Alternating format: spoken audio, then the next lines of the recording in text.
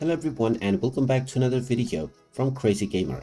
In this video, I'm going to show you how to download the Clash of Clans game on your Android device. So let's get started right away.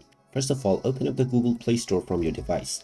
And once you open it up, just tap on the search box and then type in and search for Clash of Clans. Once you find the Clash of Clans game, just tap on it and you will see the install button.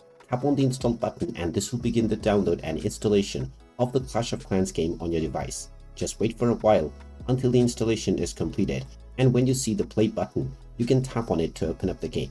And once the game is opened up, you can complete through the basic tutorial levels or use your existing account to log in. And there you have it. That is how easy it is to download and install the Clash of Clans game on your Android device. If you find this video helpful, make sure you hit that like button and subscribe to our channel if you haven't done so already. Also ring that notification bell to never miss another update from us. Thank you for watching and I will see you again in the next video.